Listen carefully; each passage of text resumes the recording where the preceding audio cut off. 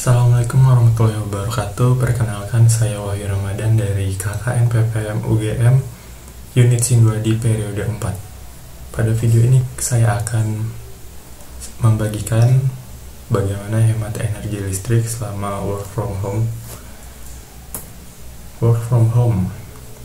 Jadi selama pandemi COVID-19, pemerintah menetapkan untuk melakukan pembatasan sosial yang salah satunya berdampak pada pekerjaan, sehga pekerjaan itu dilakukan di rumah.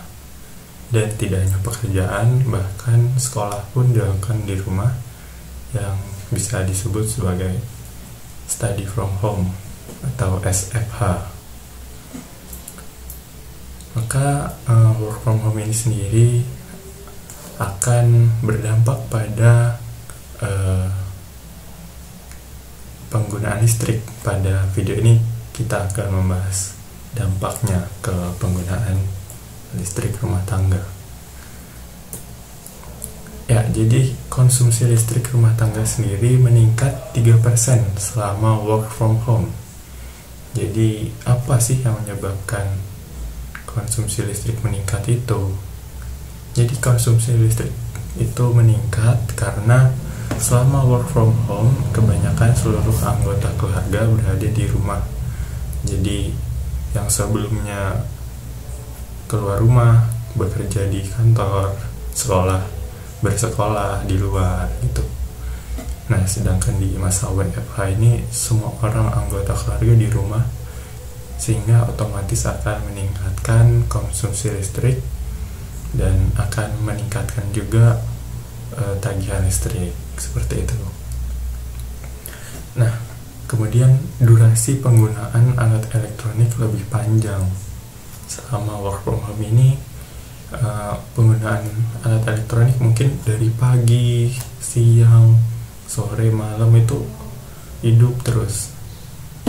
Misalnya saja seperti AC, pendingin ruangan, kipas angin mungkin, lampu, dan perangkat elektronik lainnya seperti laptop untuk kerja di rumah, dan laptop juga untuk sekolah di rumah, seperti itu. Dan HP juga meningkat itu durasi penggunaannya di rumah. Kemudian seluruh kegiatan menjadi terpusat dilakukan di rumah, mulai dari bangun tidur, makan, sekolah, kerja, semuanya dilakukan di rumah. Jadi itu meningkatkan konsumsi listrik rumah tangga, seperti itu. Nah, untuk itu kita perlu melakukan hemat listrik, karena penggunaan listrik secara berlebihan itu menimbulkan banyak kerugian. Nah, kenapa harus menghemat listrik? Yang pertama, menghemat listrik tentunya akan menghemat pengeluaran keuangan rumah tangga. Jadi finansial keluarga lebih dihemat dan bisa mencegah kerugian-kerugian yang tidak seharusnya terjadi, seperti itu. Yang kedua, menjaga performa alat elektronik. Jadi kalau semakin sering digunakan alat elektronik tersebut, semakin mudah untuk rusak gitu, semakin memperpendek umur alat elektronik tersebut. Misalnya saja lampu gitu. Ketika lampu itu nyala dari pagi, siang, sore sampai malam, berkelanjutan berbulan-bulan sampai mungkin setahun, itu mungkin akan lebih pendek umurnya ketika penggunaannya lebih singkat, seperti itu. Yang ketiga, membantu mengurangi polusi udara. Loh, kok listrik itu apa hubungannya sama polusi udara? Ya ada hubungannya, karena listrik di Indonesia sendiri itu masih bergantung pada PLTU, yang PLTU sendiri itu menghasilkan uap dari pembakaran batu bara. Jadi pembakaran batu bara tersebut menghasilkan polusi udara yang banyak. Jadi semakin banyak kita menggunakan listrik, semakin kita berkontribusi terhadap polusi udara tersebut yang dihasilkan PLTU seperti itu. Nah, karena PLTU itu kebanyakan menggunakan batu bara, yang artinya adalah batu bara itu adalah bahan bakar fosil. Jadi dengan kita menghemat listrik, cadangan bahan bakar fosil itu tersimpan lebih lama seperti itu. Jadi lebih awet, masih bisa dipakai untuk anak cucu kita nanti.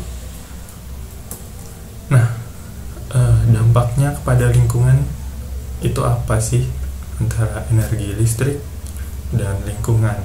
Itu penggunaan energi listrik yang bijak itu sebenarnya berdampak bagus pada pelestarian lingkungan. Nah, apa dampaknya pada lingkungan? PLTU dengan 28.000 MW yang saat ini beroperasi sedikitnya menghasilkan emisi sebesar 168 juta ton per tahun. Jumlah ini setara dengan emisi yang dilepaskan 80 juta mobil per tahunnya. Jadi PLTU itu menghasilkan polusi udara, gas karbon yang itu bisa setara dengan polusi yang dihasilkan 80 juta mobil. Itu sangat luar biasa kan. Nah, maka semakin banyak listrik yang digunakan, semakin banyak juga emisi gas karbon yang dihasilkan, dan tentunya berdampak pada pemanasan global karena listrik sebagian besar dihasilkan dari energi fosil tersebut yang sudah disebutkan tadi, batu bara.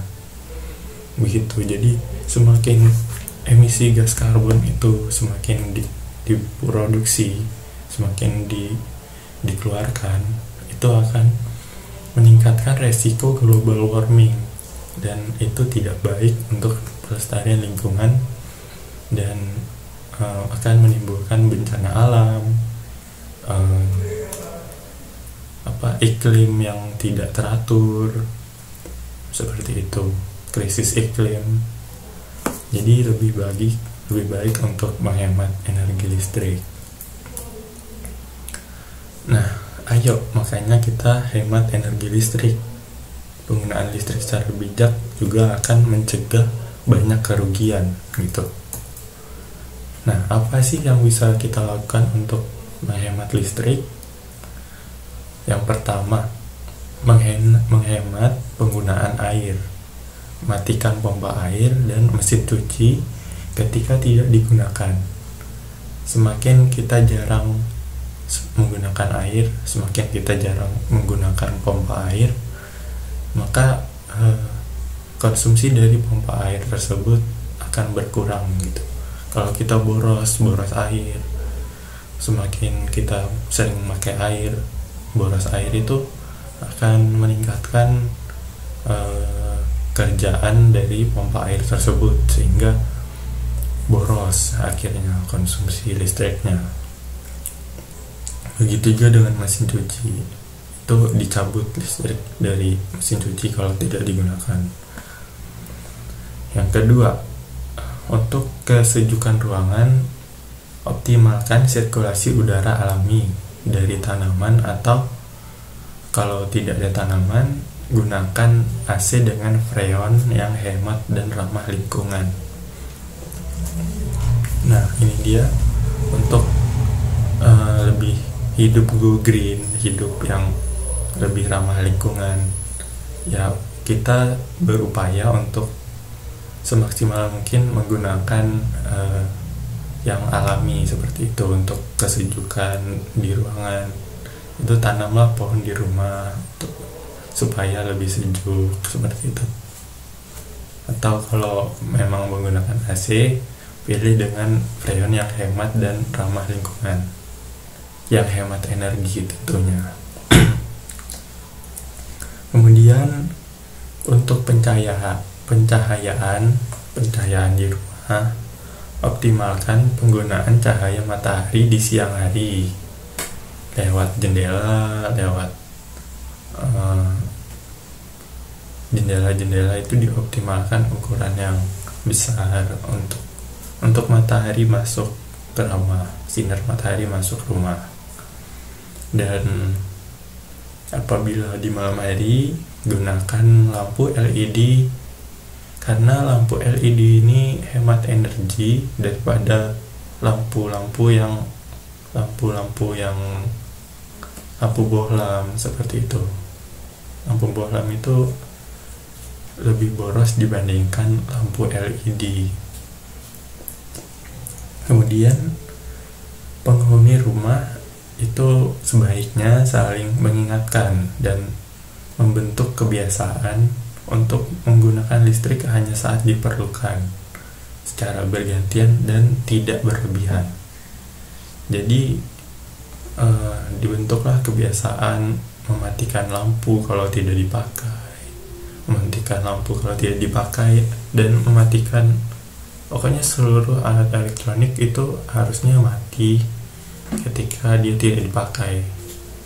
Seperti lampu, TV, kalau TV nggak ditonton ya dimatiin gitu, AC dimatiin, begitu. Nah, ini dia waspada vampir listrik. Walau dalam keadaan mati, rupanya alat-alat elektronik tetap mengonsumsi energi listrik jika dibiarkan tetap terpasang. Jadi ada beberapa perangkat elektronik yang kita nggak pakai nih, kita udah matiin tapi tetap nyolok ke colokan, itu masih nyedot listrik ternyata. Dan itulah yang kadang kita nggak sadar. Kadang disitulah makanya alat-alat elektronik tersebut disebut vampir listrik. Yang pertama ada laptop, komputer. Itu kalau udah mati nih tapi masih nyolok, itu nyedot daya sebanyak 50 watt jam. Kemudian ada mesin printer atau fax, itu 4 watt jam nyedot dayanya sebesar itu. Kemudian ada modem internet 4 watt jam. Kemudian ada microwave 4,9 watt jam. Dan charger ponsel nih yang paling sering. Charger ponsel nggak dipakai tapi tetap nyolok gitu, itu nyedot energi listrik sebanyak 1 watt jam.